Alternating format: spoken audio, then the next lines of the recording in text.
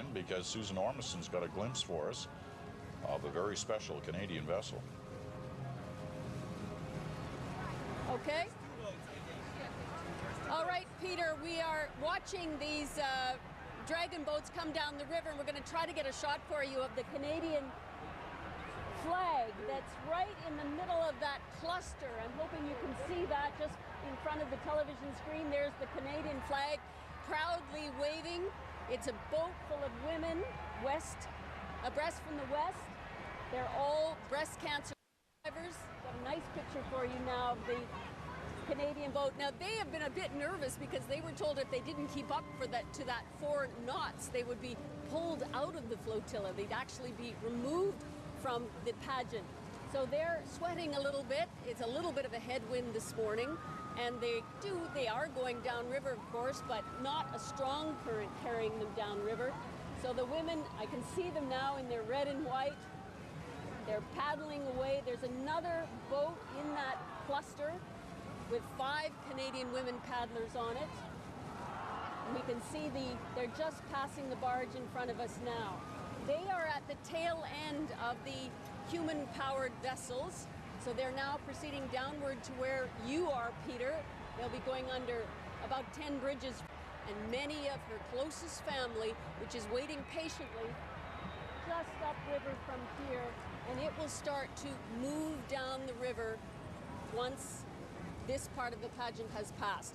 As we've talked, their pageant is divided into sections according to the size of vessels, so that if by chance they did bump into each other, they wouldn't submerge, a big one wouldn't submerge a smaller one. So that's why they're all grouped together, and also to keep the pace going.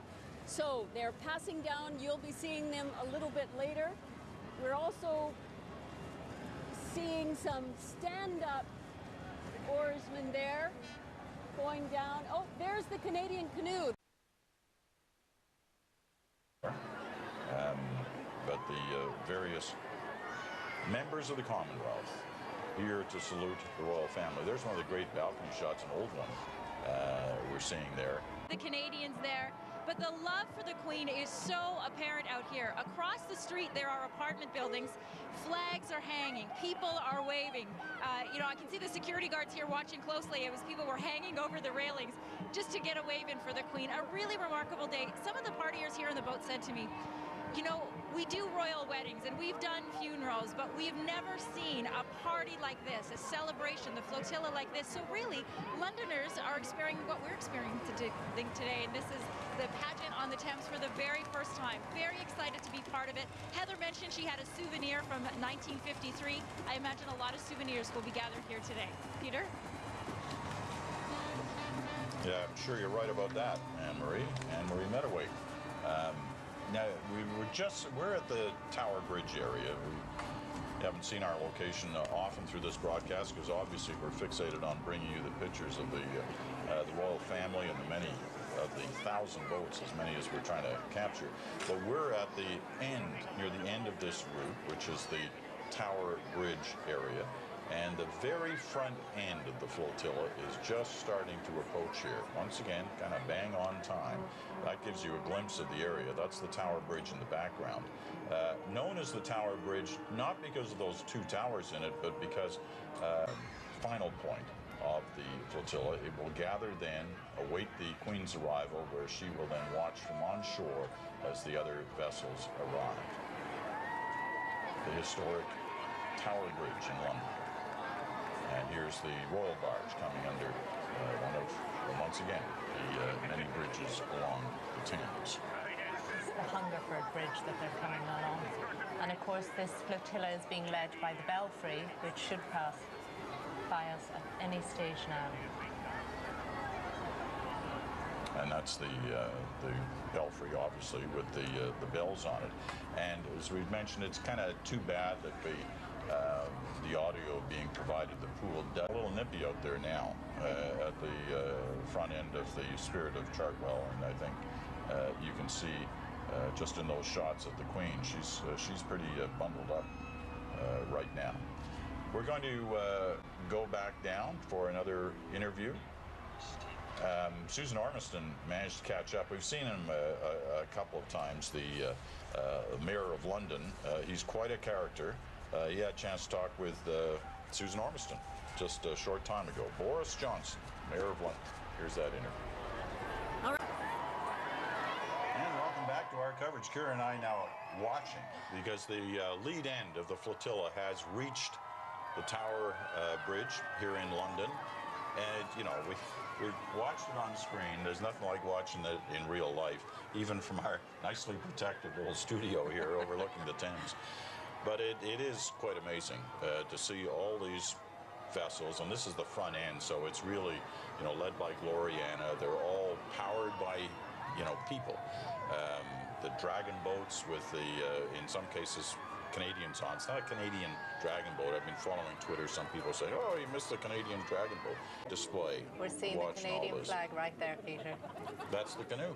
There That's Canada One. That's our friend James, who says, as long as I can do this route with the open end up on the canoe, we know we've done a good job. And he has. There's no doubt about that. It really is magnificent to see them go under Tower Bridge because, of course, they have to gather together. It is a spectacular sight to see. It really is. Now, when the royal barge gets close, they will open, what do they call them, the bascules? The bascules of the Tower Bridge, and this is when the Spirit of Chartwell, which is carrying Her Majesty the Queen, when that comes on, they will open this as a sign. The tower is welcoming Her Majesty. They also want to make sure nobody hits their head as they go underneath. Sails. It's all those tall ships that you cannot make it up the river because of their height, and so they've created an avenue of sails past Tower Bridge.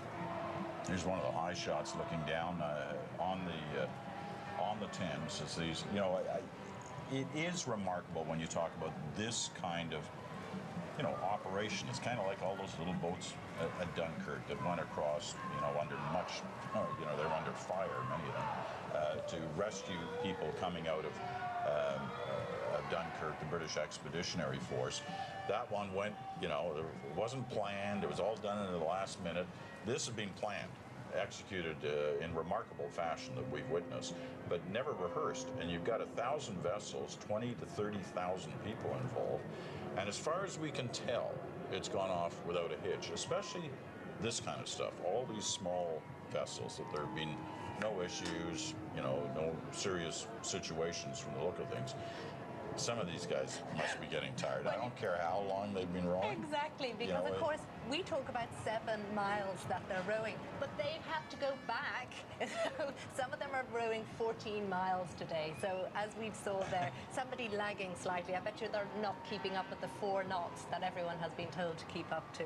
Well, you know, good for them. And they're of all ages. As, you know, James Raffin told us from Canada One, the canoe, one of the paddlers on that canoe is 80 years old. He likes to think of himself as 20 because he was born on Leap Day on February 29th.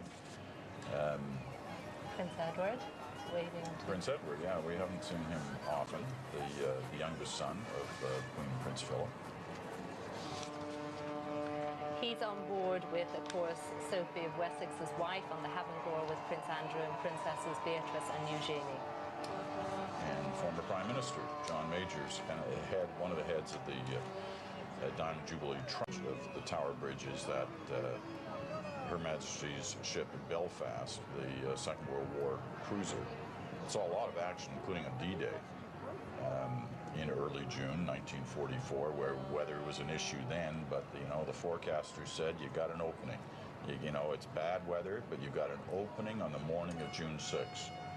It had originally been planned for the 5th, and the weather knocked it down. And then General Eisenhower, who was the Supreme Allied Commander at the time, had to make a decision, and he chose to go for it in that small window on the morning of the 6th.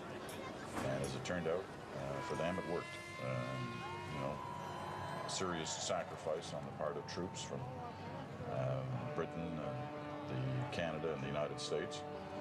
But it gave them a beachhead in France that eventually took them all the way to Berlin and the end of the Second World War. It's a great way to honour those boats, the Dunkirk little ships today. Sure is. And the Queen doesn't look the slightest bit bored by what has been a tremendous reaction from the Crown.